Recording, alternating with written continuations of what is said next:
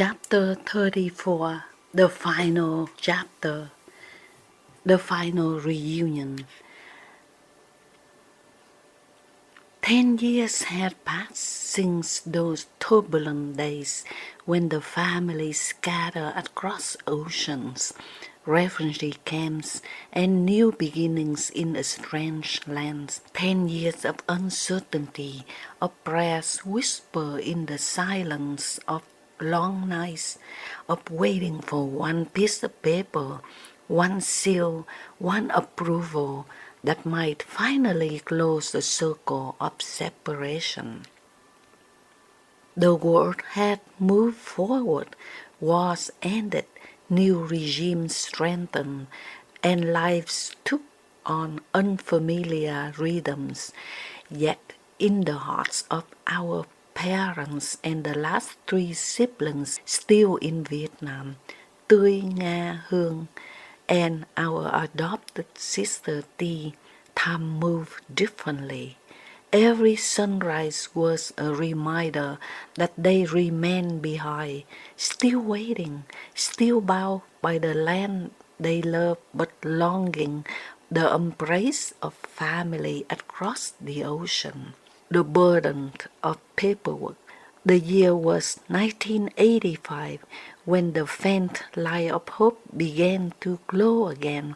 The ODP Orderly Departure Program offered families the chance to be reunited through sponsorship. For us, it felt like a miracle, a path carved out of endless walls. But hope came with its shadow, paperwork, endless paperwork. I became the bridge, filling petitions, proving blood ties, shuffling through government offices that always seemed designed to delay rather than to help. Each visit meant hours of waiting, each form meant another fee, each stamp meant another journey forward or backward. And then there were the politics of it all, files piled high on desks, waiting for officials who had no urgency. Waiting. Many families whispered a way to move faster, ways that require money.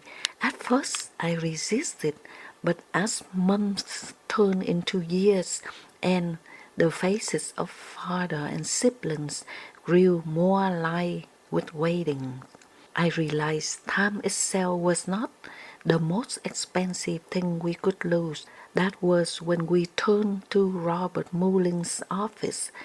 It was not free. We had to pay, and it was a heavy sacrifice, but we knew no price could ever compare to the cost of losing the chance to be together again. That payment, however painful, became the turning point. The fire finally rose to the top, and the wheels began to turn. For the first time, the dream felt possible. The final approval in 1989, the letter arrived, the paperwork was approved. I held it with shaking hands, unable to believe it was real. Immediately I sent word to my father in Vietnam. He applied for the giấy xuất cảnh, the exit visa that had been denied so many before him. More waiting followed, more anxious prayers, and then the day came, permission was granted. It was November 1989 when the long-awaited reunion became reality. At the airport, we stood breathless, scanning the crowd of weary travelers stepping off the plane, carrying their lives in small suitcases. And then there they were, my father, older, his head silver, weight of years, but still carrying that quiet dignity that war and hardship never stripped away. Beside him, my mother, Tuoi, Nga, and Hương, no longer children, but young adults who had grown up in absence, shaped by patience, and Sister T, Our adopted sister, her eyes wide and wonder at the strange new world. We ran to them. There are no words for that kind of moment. We fell into one another's arms, laughter and sobs stumbling out together. My father's shoulders shook as he whispered prayers of gratitude, his voice breaking the emotion. I felt the years of waiting collapse like walls crumbling into dust after a decade apart. We were finally home again. The first Christmas in San Jose. That December, we celebrated our first Christmas together in California. The air in San Jose was sharp with winter, but inside the house, warmth wrapped around us like a blanket. The Christmas tree glowed with strings of color lights we had carefully hung, some bolts mismatched, others blinking cheerfully. Beneath it, a scattering of small gifts, nothing extravagant, but simple tokens wrapped in paper, but precious because we were giving in freedom. My siblings and I prepared a meal that mixed traditions, roasted turkey alongside bowls of steaming pho, candied yams next to plates of spring rolls. And when we gathered around the table, the joy was not just the food or the celebration, but in faces around us, faces that had once been separated by oceans and barbed wires, now lit with laughter under the same roof. That Christmas we did not need riches, we had something far greater, the family reunion. A new generation. During those final months of paperwork, I carried another quiet hope within me. I was pregnant with my third child. The stress of forms, the uncertainty of approvals, the fear that family would not arrive in time, all of it weighed on me even as I carry life inside me. But God's timing is never late. In April 1990, my son Michael was born. He was the lucky one, unlike his older siblings who had only stories and photographs of grandparents far away.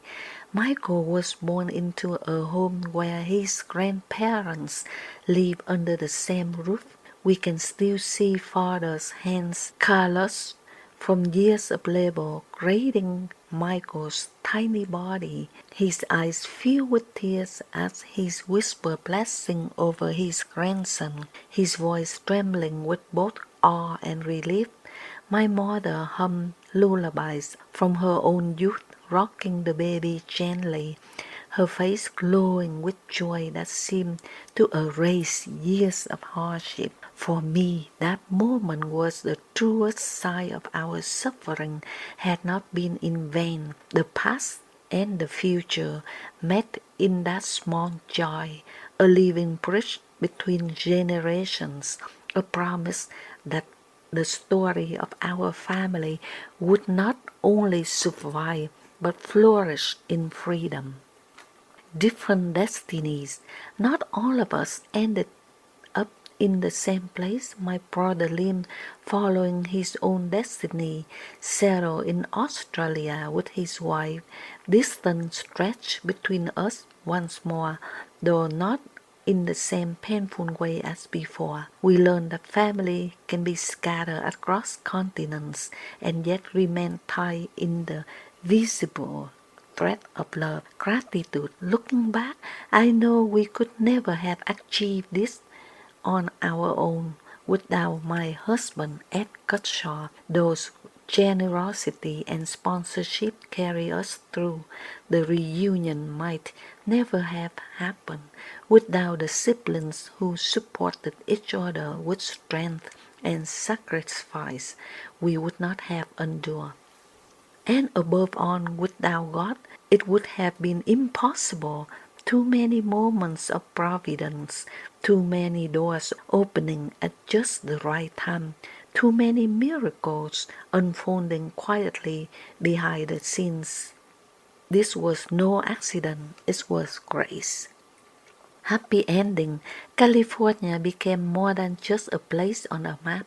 It became the soil where our family rooted itself again, where freedom allowed us to grow new branches. Life was not without struggle, language barriers, jobs that demanded more than we knew how to give, moments of loneliness in a strange land, but the struggles of freedom are different kind than those of captivity.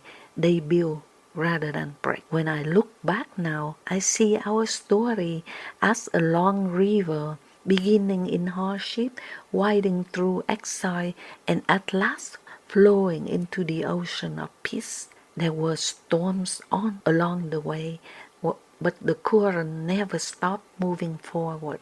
It was truly a happy ending, not perfect, not free of scars, but redeemed. The moral of our story, what then do we carry from this journey?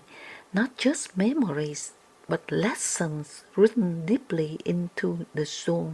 We learn that waiting is not wasted when it is born with faith. Time may feel cruel, but it becomes a teacher, shaping us into people who know how to endure. We learn that sacrifice is not the currency of love, whether it was money spent to move a fight forward or the weary steps to the government offices of the years of separation endured silently. Every sacrifice became a stone laid on the path that brought us together. We learn that family is the one bond that outlasts everything. Governments rise and fall, wars scorch the earth, oceans divide us, but family remains, pulling us back toward one another, even when everything else falls away. And most of all, we learn that God never abandons His children.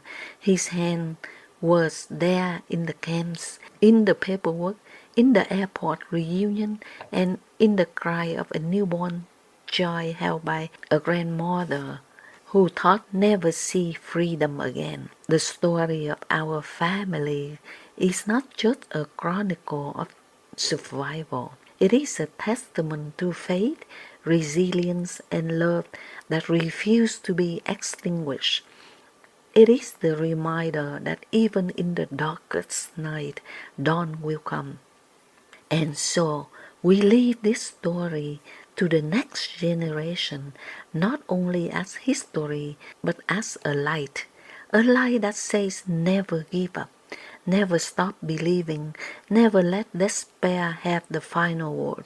For even after decades of separation, the circle can be made whole again. That is our happy ending, and that is our truth.